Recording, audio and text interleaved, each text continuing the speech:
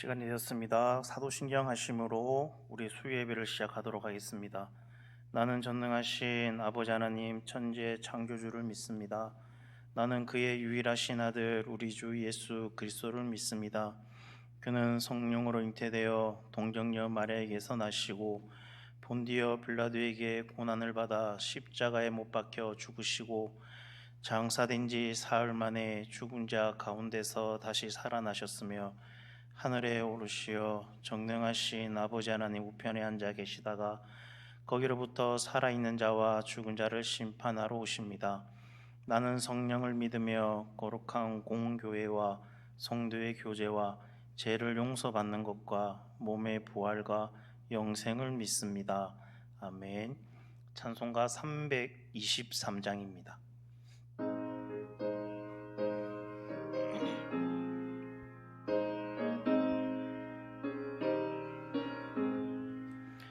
푸른 바다 나서니 모 어디든지 가오리다.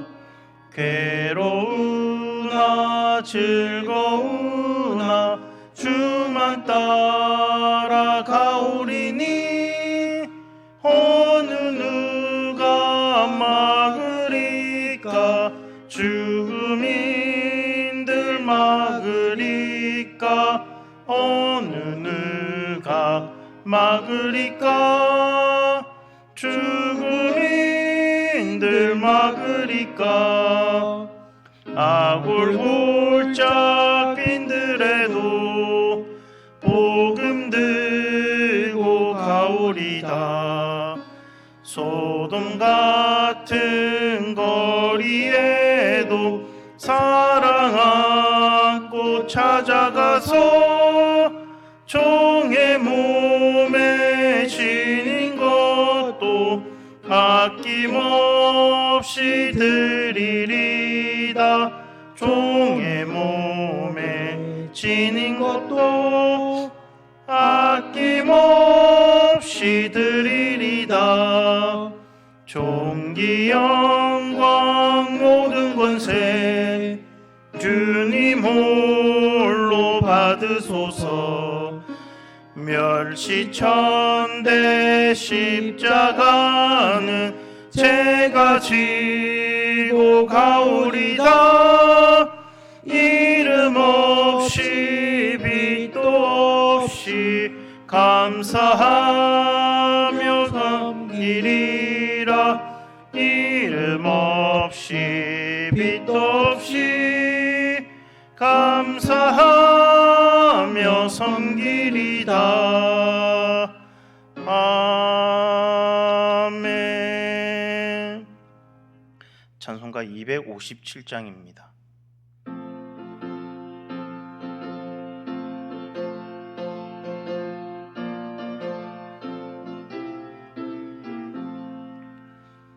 마음에 가득한 의심을 깨치고 지극히 합평한 마음으로 찬송을 부르는 어린 양 예수의 그 피로 속죄함 얻었네.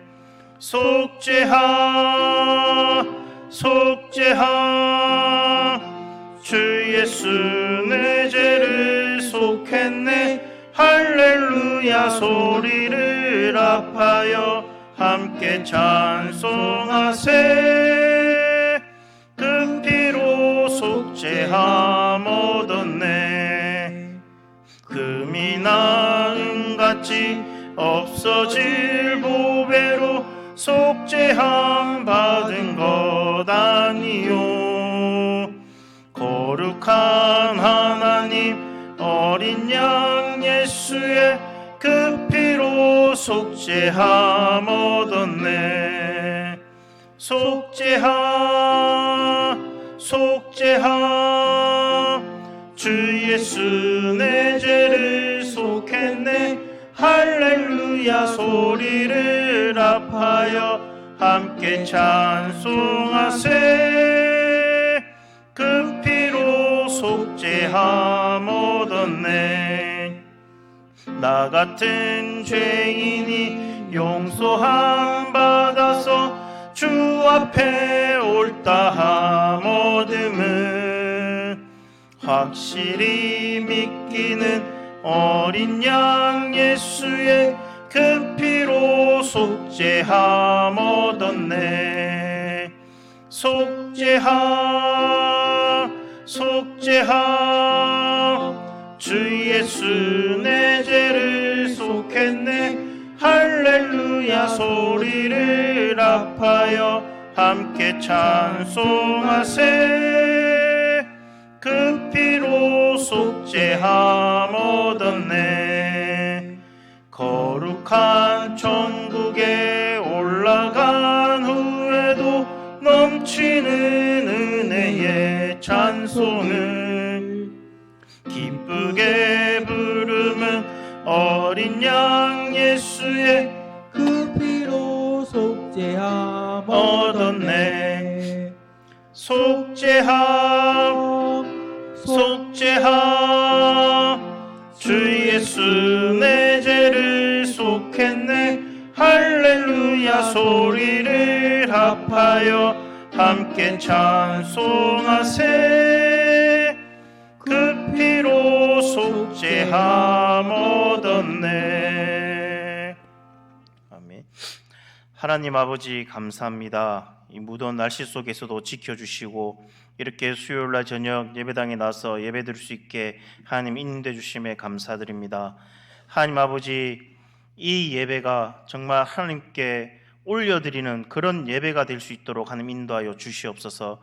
하나님 아버지, 이 예배 가운데 성령님께서 역사하여 주시옵시고 악한 마귀 사탄 틈타지 못하게 하나님 지켜 주시옵소서. 끝나는 그 시간까지도 하나님께서 함께하여 주실 줄 믿사오며 이 모든 말씀 예수님 이름으로 기도드립니다. 아멘. 교회 소식 먼저 전해드리겠습니다. 교회에서 주보로 참고해 주시고요. 그리고 종교인 1인 수련회가 돌아오는 이번 주 주일 1부, 2부 예배부터 오후 예배까지 있습니다. 이번 주일은 특별 전도회 모임으로 모이며 점심은 전도회별로 준비해서 식사를 하셔야 합니다. 교회에서는 밥이랑 김치 외에는 제공을 하지 않습니다. 예. 그리고 우리 강말손 전도사님께서 이번 주 월요일부터 이번 주 금요일까지 휴가에 있습니다. 나머지 광고는 주보를 참고해 주시면 감사하겠습니다. 그러면 오늘 하나님 말씀 보겠습니다. 오늘 하나님 말씀은 마가복음 2장 1절에서 5절까지 말씀입니다. 마가복음 2장 1절에서 5절까지 말씀입니다.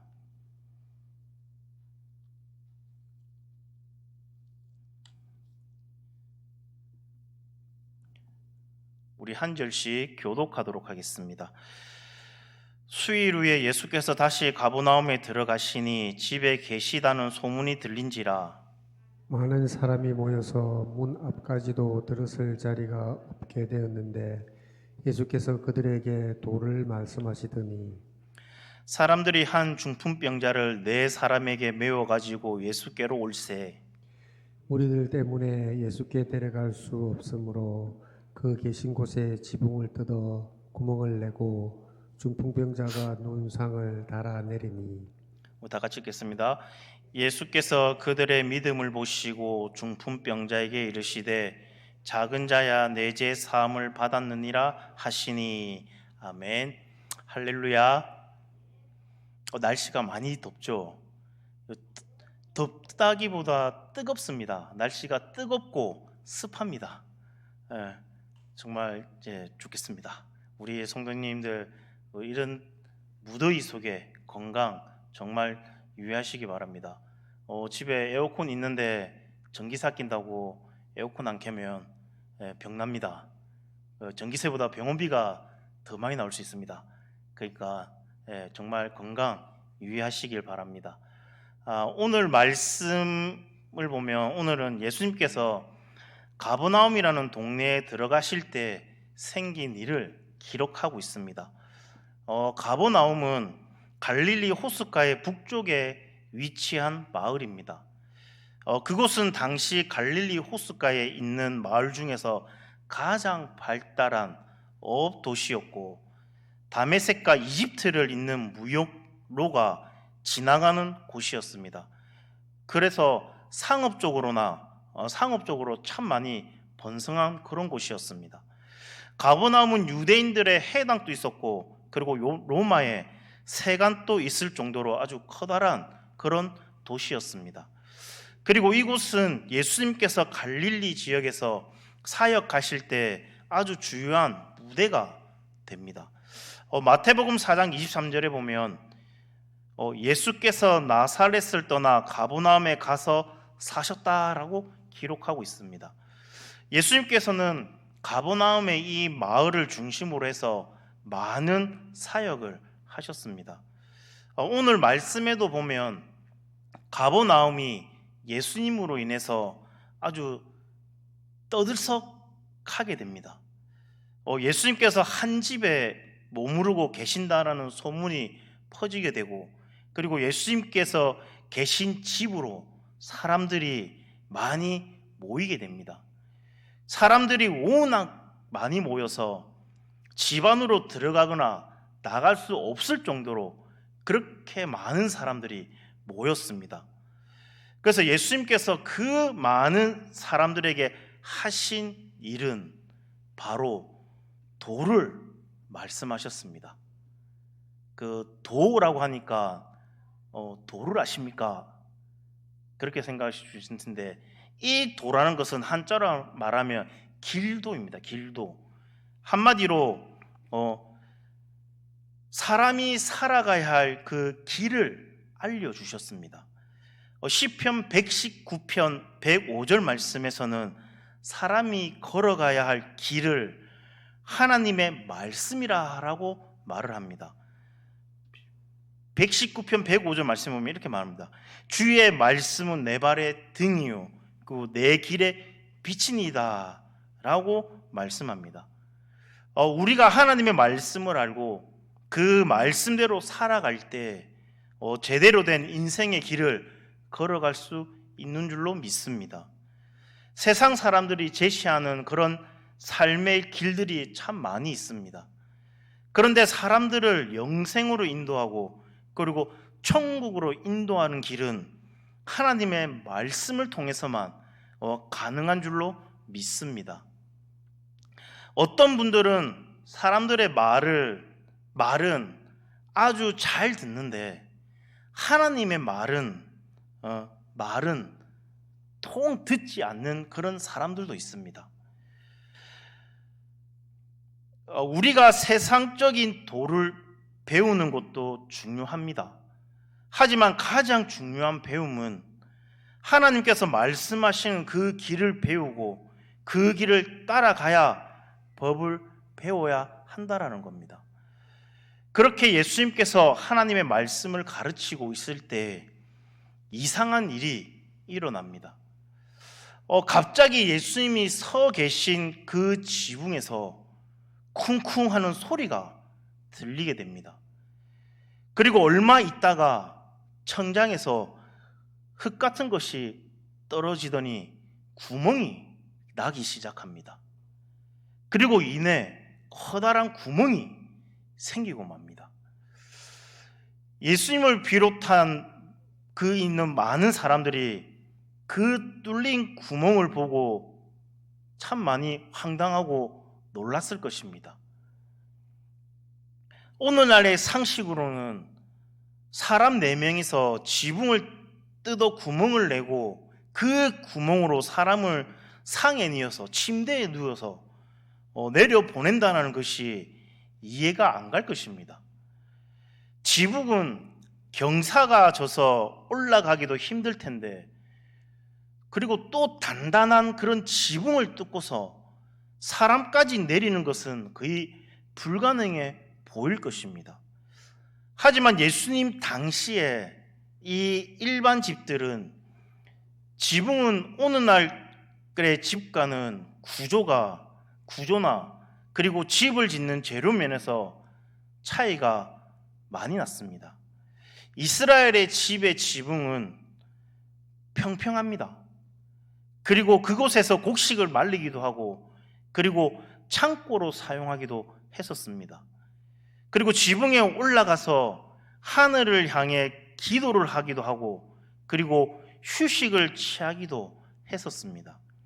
그래서 지붕을 평평하게 만들어서 사람이 올라가서 생활할 수 있도록 만들어져 있었습니다.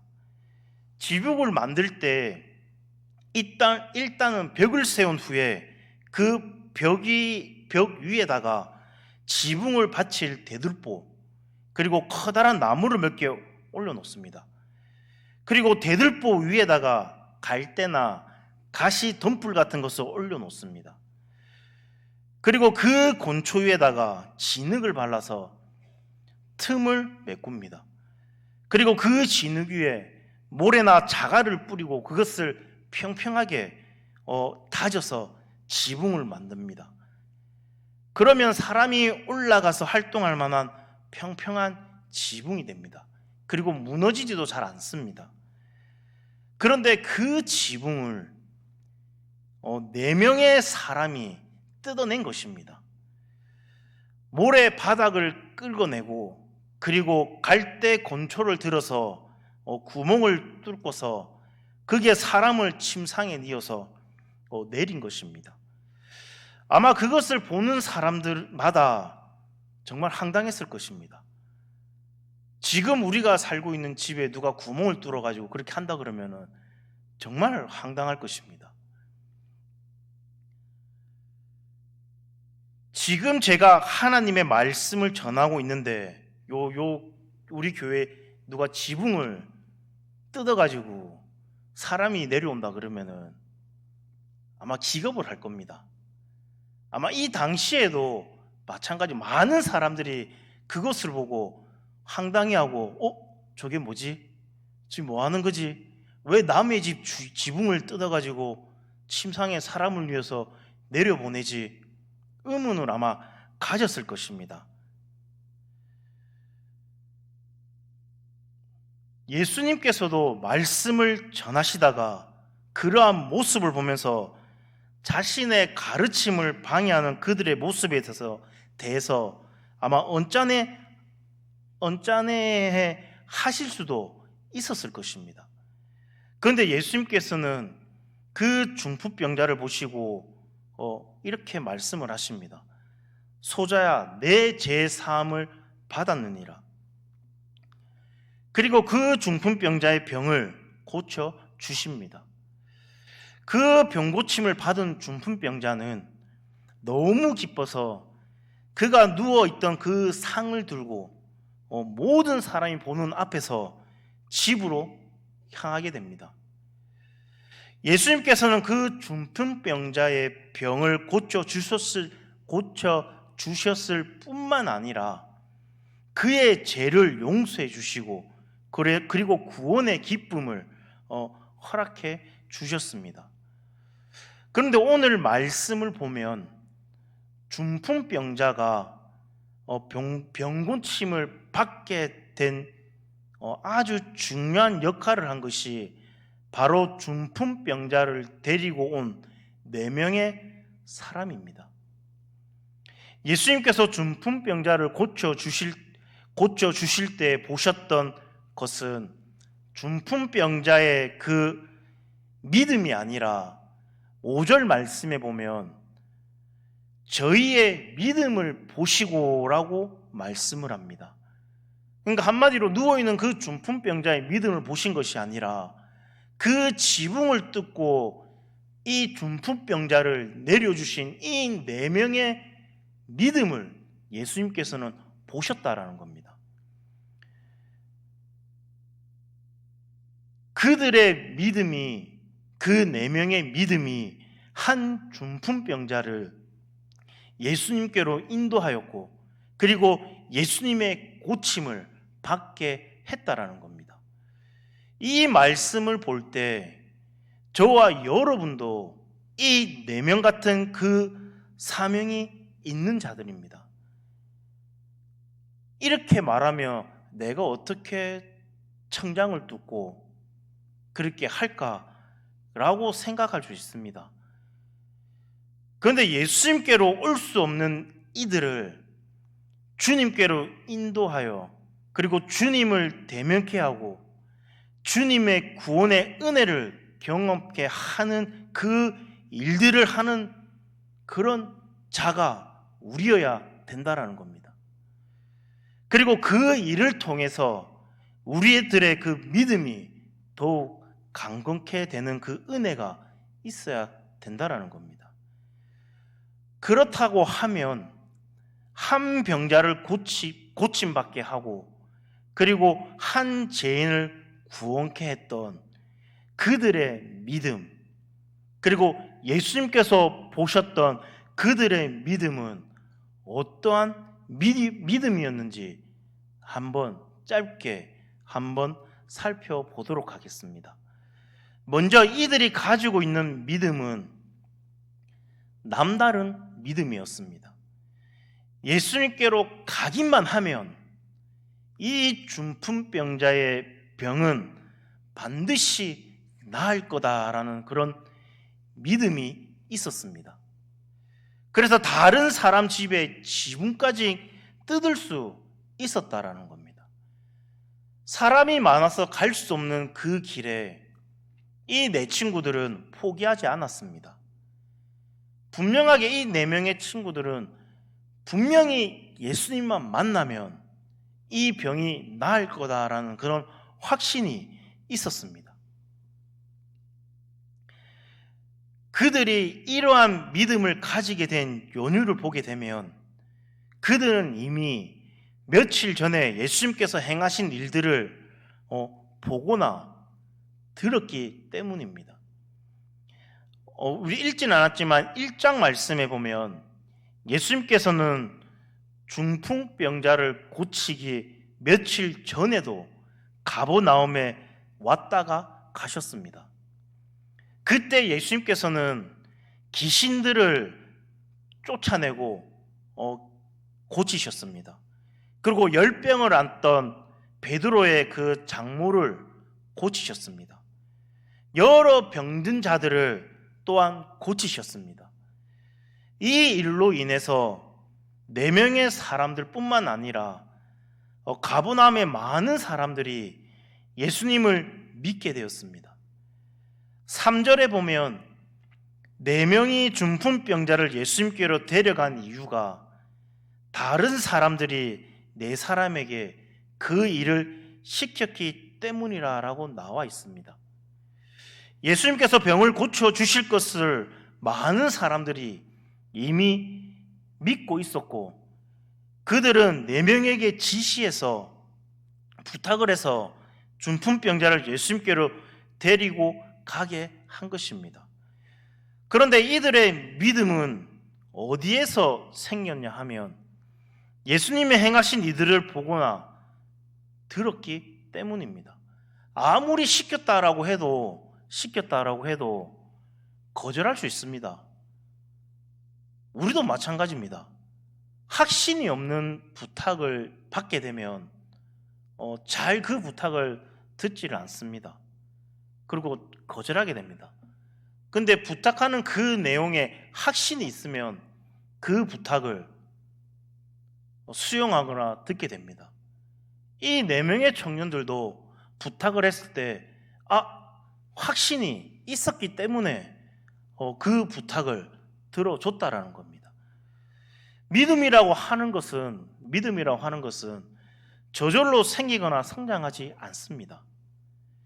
예수님을 믿는 믿음이 생기기 위해서는 예수님에 관한 말씀을 듣거나 그리고 예수님의 행하신 일을 보는 사건이 필요합니다.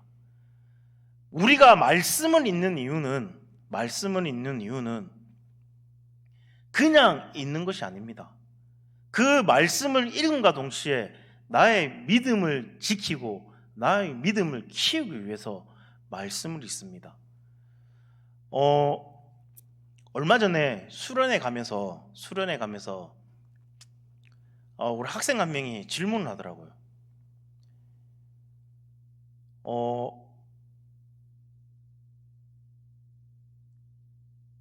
믿음은 어떻게 해야 생깁니까? 라고 이렇게 질문을 하더라고요. 운전하고 가다가 그 질문을 듣고 갑자기 생각지도 않은 이 질문에 운전하다가 당을 했습니다. 그래서 제가 그 학생한테 다시 물어봤습니다. 예수님이 부활하신 거를 믿냐? 믿습니다. 그러면 동정녀 마리아에게서 예수님이 나신 걸 믿냐? 믿습니다. 그것이 믿음이다. 믿음이 없는 사람은 그 말을 믿지를 못한다. 여러분들은 동정녀 마리아에서 예수님이 나신 것을 믿습니까? 네.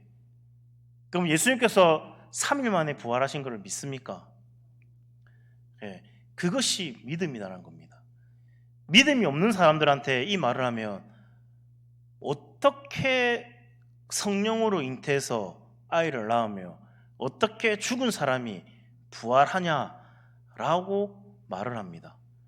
근데 우리는 성령으로 잉태해서 예수님이 태어나신 것을 믿고 예수님께서 부활하신 것을 믿습니다. 그 믿음이 더욱 커지고 굳건해지기 위해서는 말씀을 읽어야 된다는 겁니다. 우리가 건축을 할 때, 집을 지을 때 밑에부터 굳건하게 지어서 올라가야 무너지지가 않습니다. 그런데 처음부터 지을 때 대충 지어버리면 그것이 무너져 내리게 됩니다. 우리의 믿음도 마찬가지입니다. 말씀 위에 서야 넘어지지 않고 무너지지 않는다라는 겁니다.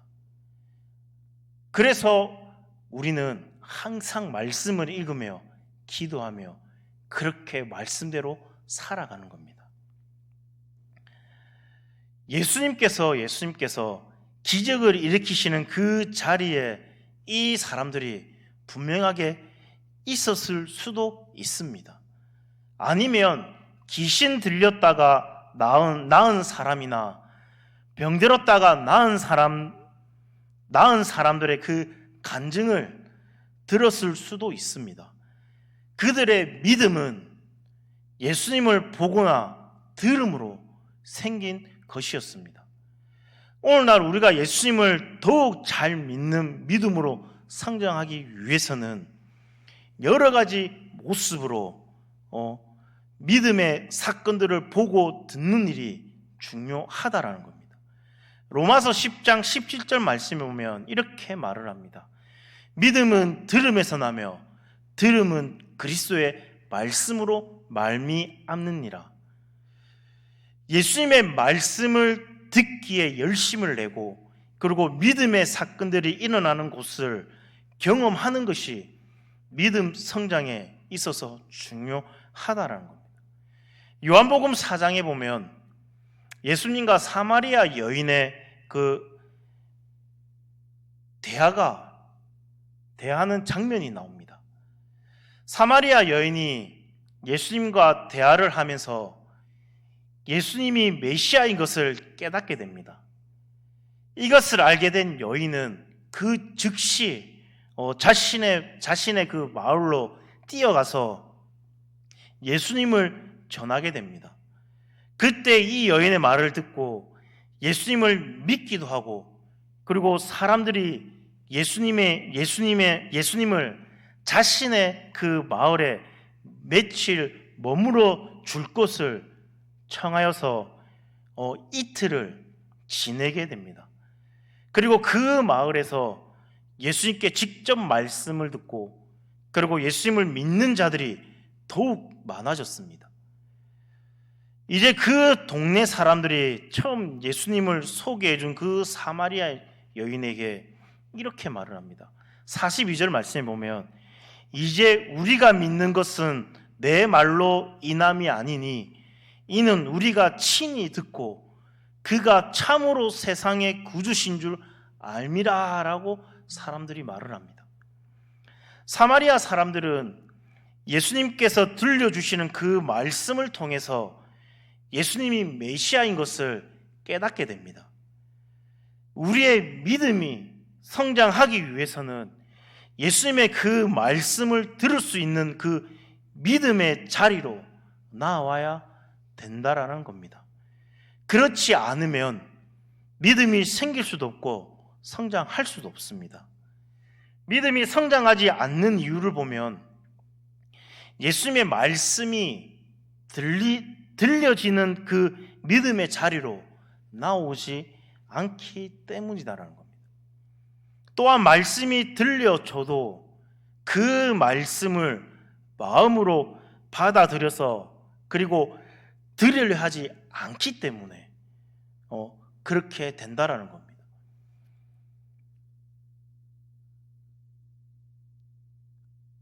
주일날 우리 다 이게 주일날 1부, 2부 설교 듣고 오후 예배 설교 듣고 그리고 수요일날 설교 듣고 금요일날도 설교 듣고 새벽에도 설교를 듣습니다. 일반적으로 이게 24시간이 지나가면 설교의 75%를 잃어버리게 된다라고 합니다. 일주일에 한 번 설교를 듣는 것으로 내 신앙이 잘 성장할 것으로 크게 기대할 수 없다라는 겁니다. 학생들이 학교에서 일주일에 30분 정도 학교에 가서 공부하는 것으로 잘 배웠다라고 할 수 있을까요? 학생들은 아침부터 하루 종일 공부를 합니다. 그리고 학교에서 수업 마치면 학원 갑니다. 학원 마치고 집에 오면 숙제합니다. 숙제 끝나면 예습 복습합니다. 그리고 저녁 늦게 잠을 잡니다. 그렇게 애를 씁니다. 그런데 믿음 생활도 그래야 된다는 겁니다. 우리 학생들한테 주일날 예배 시간이 10시에 예배 드리면 늦게 오는 친구들도 있고 와서 조는 친구들도 있습니다. 그러니까 그런 친구들한테 일주일에 주일날 10시에 딱 와서 학교는 되게 빨리 가면서 주일날 10시에 와서 딱 20분 그 설교 듣는데 그 졸고 있으면 학교에서는 아침에 일찍 일어나서 하루 종일 공부하면서 교회 와서 20분 내가 설교를 하는데 졸고 있으면 앞에서 설교하는 나는 되게 좀 그렇지 않을까? 라고 말을 합니다. 그런데 정말 애들 피곤한 거 압니다. 학생들 정말 힘듭니다. 공부하는 거. 직장에서 일하는 것만큼 학생들 공부하는 거 참 힘듭니다. 공부만 하면 상관이 없는데 또 시험도 칩니다. 참 많이 힘듭니다. 그런데 중요한 것은 믿음 생활도 이렇게 학교에서 공부하는 것처럼 그렇게 열심히 해야 된다는 겁니다. 하나님의 말씀이 믿어지고 그 말씀대로 하나님의 나라를 위해서 헌신하며 살아가는 그 믿음은 오래 교회 다녔다라고 해서 저절로 생기는 것이 아니다라는 겁니다. 하나님의 말씀의 자리로 나와야 된다라는 겁니다. 내가 교회를 몇 년 다녔는데, 내가 교회를 오래 다녔는데, 아이고 내 말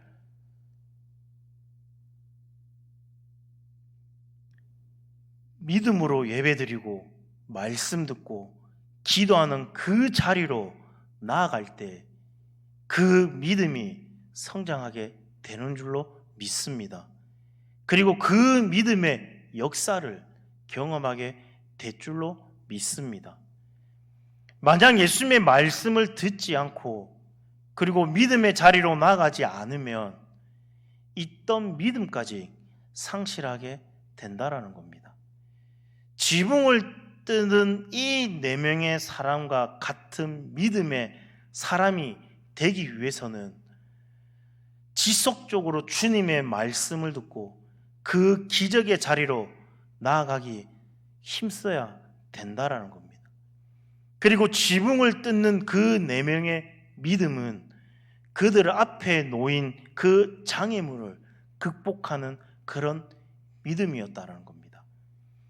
중풍병자를 고치기 위해서 이 4명이 해야 할 일은 예수님께로 그 중풍병자를 데리고 가는 것이었습니다. 그들이 중풍병자를 고치는 것이 아니라 예수님과의 그 만남이 가능할 수 있도록 주선하는 그런 역할이었습니다. 그런데 예수님께로 나아가는 길이 순탄치만이 않았다라는 겁니다. 사람들이 예수님 주변에 너무 꽉 차 있어서 도저히 이 중풍병자를 데리고 예수님께로 데려갈 수가 없었습니다. 예수님을 먼저 만나러 온 그 사람들이 도리어 방해물이 되어버렸습니다. 그런데 그럼에도 불구하고 이 4명은 포기하지 않았습니다. 예수님께로 나아갈 또 다른 방법을 찾았다라는 겁니다. 그것이 바로 이 사람들을 해치고 지붕 위에 올라가서 그 지붕을 뚫고 이 중풍병자, 이 환자를 예수님께로 내리는 것이었습니다. 예수님께서는 지붕까지 뜯어서까지 이 중풍병자를 자신에게 데리고 오려고 하는 그 모습을 보시고 그들의 가진 믿음을 보게 된 것입니다. 예수님께로 가까이 나아가고자 할 때 반드시 장애물이 우리 앞길을 막게 되어 있습니다. 믿음의 삶 속에는 시험이 따르게 마련입니다. 우리가 믿음 생활하면서 부딪힐 시험은 사람이 될 수도 있고 그리고 장애물이 될 수도 있습니다. 먼저 이들이 마주한 장애물은 바로 사람이었습니다. 4명의 중풍병자를 메고 예수님께로 가고자 할 때 사람들이 홍해와 같이 갈라져서 예수님께를 길을 내어주고 이런 것이 아니었습니다. 예수님 좀 잘 믿어보려고 했더니 사람이 눈에 걸려서 믿음 생활에 어려움을 가질 때가 분명하게 있습니다. 그런데 그들은 그 자신들을 막는 사람들과 실랑이 하지 않았습니다. 좀 비켜봐. 야, 이게 환자 지나가니까 좀 비켜봐라고 이렇게 사람들이랑 실랑이 하지 않았습니다. 그들의 목적은 예수님이었지 그 사람들과 맞서는 게 아니었습니다. 4명은 그 사람들을 피해서 다시 예수님께로 나아갑니다. 그들이 마주한 두 번째 걸림돌, 바로 환경에 걸리게 됩니다. 중풍병자를 맨 이 4명이 사람의 장애물을 피해서 지붕 위로 올라갔을 때 지붕이 장애물이 되어버렸습니다. 예수님과 자신들 사이에 지붕이 가로막고 있었습니다. 그들이 예수님께로 갈 때 사람들이 장애물이 되었고 그리고 환경이 장애물이 되고 말았습니다. 어떤 분들은 이러한 장애물을 볼 때 이런 생각을 하기도 합니다. 하나님께서 이런 장애물을 주신 것은 이 일을 하나님께서 원하지 않기 때문이라고 생각해서 믿음의 결단을 포기하기도 합니다. 그런데 하나님께서 믿음의 장애물을 주실 때에는 그것을 극복하라고 주시는 그런 것이다라는 겁니다. 더 큰 믿음의 세계로 나아가라고 하나님께서 이렇게 장애물을 주신다라는 겁니다. 그 장애물을 극복하지 못하면 더 좋은 믿음으로 성장할 수도 없고, 그리고 더 큰 믿음의 세계를 경험하지 못하게 됩니다. 어떤 분들은 믿음으로 결단하고 사람이나 환경의 그 방해도 굴하지 않으며 믿음으로 나아가는 그런 사람들이 있습니다. 그래서 더욱 좋은 믿음으로 성장하는 모습을 보게 됩니다. 믿음의 장애물을 허락하신 하나님은 그 장애물 앞에서 담대히 믿음으로 넘어서는 그 믿음을 보기 원하십니다. 어떻게 보면 예수님께로 더 가까이 가고자 할 때 가장 큰 장애물은 다른 사람이나 환경도 아니라 나 자신이다라는 겁니다. 내 자신이 예수님께로 더욱 가까이 나아가고 못하도록 고백하기 때문이다라는 겁니다. 예수님께서 보시기에 좋은 믿음으로 성장하기 위해서 극복해야 할 장애물은 바로 나 자신이다라는 겁니다. 저는 늦은 나이에 신학을 했었고 늦은 나이에 사역을 했었습니다. 그 전까지는 사역을 안 했습니다. 너무 두려워서. 내가 잘할 자신도 없었고 내가 잘할 수 있을까라는 걱정이 참 많이 앞서서 미뤘었습니다.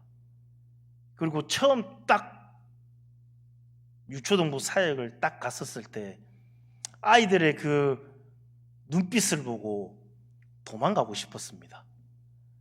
앞에서 쳐다보는 그 눈빛이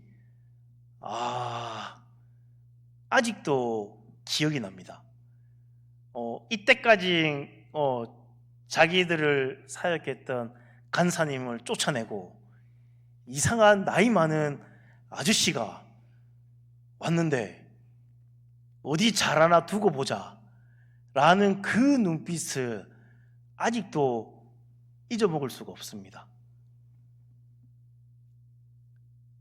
정말 두려웠습니다. 저 극아입니다. 되게 소심하고 조용하고 남하고 이렇게 막 떠드는 것도 싫어하고 혼자 조용히 있는 거 좋아하고 그런 성격인데 하나님께서 이렇게 하기 싫은데도 억지로 이렇게 이끄시는 걸 보고 내가 내 생각과 고집을 내려놓고 한번 부딪혀 보자 라는 생각을 가지게 되었습니다. 우리도 마찬가지입니다. 어려운 일이 생기거나 장애물이 생기면 내 자신이 먼저 겁을 먹고 내가 그 환경을 돌아서거나 그 어려운 장애물이 있으면 내 자신이 먼저 피해버린다라는 겁니다. 그런데 하나님께서는 절대로 우리가 넘어지는 그런 시험과 장애물을 주시지 않으신다라는 겁니다. 내가 충분히 이길 수 있는 넘어설 수 있는 그런 장애물과 힘듦과 시험을 주신다라는 겁니다. 어떻게 보면 예수님께로 더 가까이 가고자 할 때 가장 큰 장애물은 다른 환경이나 그리고 사람이 아닌 나 자신이었다라는 겁니다. 예수님께서 이 4명의 사람에게 본 믿음은 바로 어떠한 상황에서도 예수님께로 가까이 가겠다라는 그 시험과 장애물을 극복하는 그런 믿음이었다라는 겁니다. 예수님은 그 지붕을 뜯는 그 모습을 보면서 그들 안에 있는 그 간절함을, 그 믿음을 보셨던 것입니다. 예수님은 이 4명의 믿음을 보시고 외면하지 않으시고 그 믿음에 응답해 주십니다. 그리고 더 큰 믿음의 사건을 보여주시고 그들의 믿음을 더 성장케 해주십니다. 예수님께서 이 4명이 내려다준 그 침상에 누워있는 그 중풍병자를 보시면서 이렇게 말씀하십니다. 소자야, 내 죄사함을 받았느니라. 예수님은 중풍병자의 그 육신적인 병곤침만을 고쳐준 것뿐만 아니라 예수님은 그 사람의 영적인 상태에도 하나님께서는 고쳐 주셨다는 겁니다. 죄로 인해서 병들어 죽어가고 있는 이 중풍병자를 보시면서 제3의 은혜를 선포하셨다는 겁니다. 그리고 그의 육신적인 문제도 같이 해결해 주셨다는 겁니다. 내가 내게 이르노니 일어나 내 상을 가지고 집으로 가라라고 예수님께서 말씀하십니다. 그리고 그 사람은 자신이 누워있던 그 상을 들고 모든 사람들이 보는 가운데 집으로 나아갑니다. 중풍병자가 제사함을 받고 그리고 육신적으로 고침을 받은 것은 예수님께서 이 4명의 믿음을 보시고 일으키신 그런 믿음의 역사라는 겁니다. 이 사건으로 인해서 지붕을 뜯는 이 4명의 사람들 뿐만 아니라 그것에 모여있던 모든 사람들이 더 큰 믿음으로 성장할 수 있었습니다. 4명의 믿음의 사람으로 인해서 그 집은 더 큰 믿음의 사건을 경험할 수 있게 되었고 그것에 모인 사람들은 더 큰 믿음으로 나아갈 수 있었다라는 겁니다. 우리 사랑하는 성도님들도 이 4명의 사람처럼 정말 믿음으로 나아가는 그런 우리 사랑하는 성도님 되시기를 주님의 이름으로 간절히 소망합니다. 말씀을 정리하도록 하겠습니다. 하나님께서는 한 중풍병자를 고치시고 구원하시기 위해서 4명의 사람들을 사용하셨습니다. 예수님께서 구원하시는 그 역사를 보지도 못한 이 중풍병자를 위해서 그들을 보내셔서 예수님께로 오도록 지붕을 뚫고 뜯는 믿음을 하나님께서는 허락하셨습니다. 그리고 또 다른 기적의 역사가 연속적으로 나타나게 됩니다. 예수님께서 보시는 그 믿음은 단순히 입으로 믿는 믿음이 아닙니다. 사랑과 환경을 탓하면서 주저앉아 있는 모습을 원하시지 않으십니다. 4명의 사람과 같이 예수님께로 나아가기 위해서 지붕을 뜯어내릴 정도의 그 믿음과 결단의 모습을 보시기 원하신다라는 겁니다. 그리고 예수님께서는 중풍병자의 그 믿음이 아니라 이 4명의 믿음에 반응을 하셨습니다. 그 믿음의 역사를 이루셨습니다.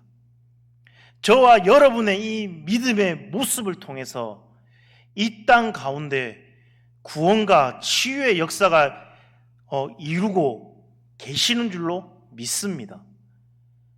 나를 통해서 하나님의 그 역사가 일어나기를 간절히 소망합니다. 예수님의 그 통로가 되기를 간절히 소망합니다. 우리 교회가 믿음의 사람들로 지붕이 뚫린 그 집과 같을 수 있기를 간절히 소망합니다. 믿음으로 믿음의 사건을 경험하고 그 사건으로 날마다 성장하고 주님의 그 사명을 감당하는 그런 교회가 될 줄로 믿습니다. 그런 우리 성도님들이 될 줄로 믿습니다. 장애물과 시험을 이기는 그 믿음, 그리고 그래서 한 영혼을 구원함을 받고 그리고 삶의 문제가 해결되는 믿음의 역사가 일어나는 그런 가정과 교회가 될 수 있기를 간절히 소망합니다. 우리 시간 한번 같이 한번 기도했으면 좋겠습니다. 말씀을 통해서 한 중풍병자를 위해 짐을 뚫는 그 믿음을 보여준 이 4명의 사람들의 이야기를 깊이 묵상하게 한 인도하여 주시옵소서. 그리고 저희 앞에 놓인 모든 장애물과 시험을 두려워하지 않게 한 인도하여 주시옵소서라고 기도했으면 좋겠습니다. 그리고 우리 담임 목사님을 위해서, 우리 교회를 위해서 우리 주여 한번 외치며 우리 다 같이 통성으로 기도드리겠습니다. 주여, 하나님 아버지 감사합니다. 하나님 아버지, 오늘 말씀을 통한 중풍병자를 위해 지붕을 뚫는 그 믿음을 보여준 4명의 사람의 이야기를 하나님 아버지 듣게 됩니다. 예수님을 향한 그들의 간절함과 장애물을 극복하는 용기, 그리고 한 영혼을 구원하고자 하는 그 뜨거운 열정을 보며 저희 자신을 한번 돌아보게 됩니다. 하나님 아버지, 저희 안에 있는 나약한 믿음을 용서해 주시옵소서. 작은 어려움 앞에서도 쉽게 좌절하고 포기했던 저희의 모습을 하나님 회개하게 인도하여 주시옵소서. 저희의 간절한 믿음을 보시고 중풍병자의 죄를 사하시고 그의 육신을 고치셨던 것처럼 저희의 삶에도 동일한 구원과 치유의 역사를 하나님 허락하여 주시옵소서. 특별히 저희 교회가 한 영혼을 위해 지붕을 뚫는 믿음의 공동체가 되게 하나님 인도해 주옵시고, 아직 주님을 알지 못하는 영혼들을 위해 끊임없이 기도하고 그들을 예수님께로 인도하는 사명을 기쁨으로 감당하게 하나님 인도하여 주시옵소서. 하나님 아버지, 담임 목사님 또 붙들으셔서 정말 영적 간의 강건함 허락하여 주시옵시고, 영적으로나 육적으로 피곤치 않게 하니 붙들어 주시옵소서.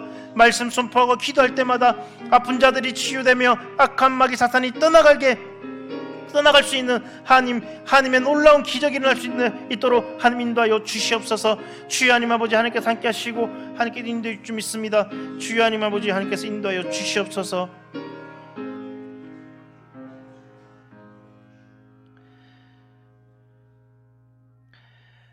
사랑과 은혜가 충만하신 하나님 아버지, 오늘 말씀을 통해 한 중풍병자를 위해 지붕을 뚫는 믿음을 보여준 4명의 사람들의 이야기를 하나님 깊이 묵상하게 하시니 감사합니다. 예수님을 향한 그들의 간절함과 장애물을 극복하는 용기, 그리고 한 영혼을 구원하고자 하는 그들의 뜨거운 열정을 보며 저희 자신을 한번 돌아보게 됩니다. 하나님 아버지, 저희 안에 있는 나약한 믿음을 한 용서하여 주시옵소서. 작은 어려움 앞에서도 쉽게 좌절하고 포기했던 우리들의 그 모습을 회개하게 하는 인도하여 주시옵소서. 예수님께로 나아가야 할 길을 가로막는 사람이나 환경을 탓하며 주저앉아 있던 저희의 모습을 불쌍히 하나님 여겨 주시옵소서. 또한 저희 앞에 놓인 모든 장애물과 시험을 두려워하지 않게 하나님 인도하여 주시옵소서. 오히려 그들을 뛰어넘어 지붕을 뚫는 믿음으로 예수님께 나아가게 하나님 인도하여 주시옵소서. 저희의 간절한 믿음을 보시고 중풍병자의 죄를 사하시고 그의 육신을 고치셨던 것처럼 저희의 삶에도 동일한 구원과 치유의 역사를 하나님 허락하여 주시옵소서. 특별히 저희 교회가 한 영혼을 위해 지붕을 뚫는 믿음의 공동체가 되게 해 주시옵시며, 아직 주님을 알지 못하는 영혼들을 위해 끊임없이 기도하고 그들을 예수님께로 인도하는 사명을 기쁨으로 감당하게 하나님 인도하여 주시옵소서. 그들을 향한 저희의 간절한 믿음을 보시고 놀라운 구원의 역사를 이루어 주실 줄로 믿습니다. 주님께서 함께하여 주시옵소서. 하나님 아버지, 이제 세상에 나가 생활합니다. 하나님 아버지, 하나님께서 함께하여 주시옵시고 하나님과 동행하는 그런 삶을 살아갈 수 있도록 하나님 인도하여 주시옵소서. 날마다 주님 말씀 붙들고 하루하루 살아갈 수 있도록 하나님 인도하여 주시옵소서. 이 모든 말씀 예수님 이름으로 기도드립니다. 아멘. 하늘에 계신 우리 아버지여, 이름이 거룩히 여김을 받으시오며 나라가 임하시오며 뜻이 하늘에서 이루어진 것 같이 땅에서도 이루어지니이다. 오늘날 우리에게 일용할 양식을 주셨고 우리가 우리에게 죄 지은 자를 사하여 준 것 같이 우리 죄를 사하여 주옵시고 우리를 시험에 들게 하지 마옵시며 다만 악에서 구하시옵소서. 대개 나라와 근세와 영광이 아버지께 영원히 있사옵나이다. 아멘.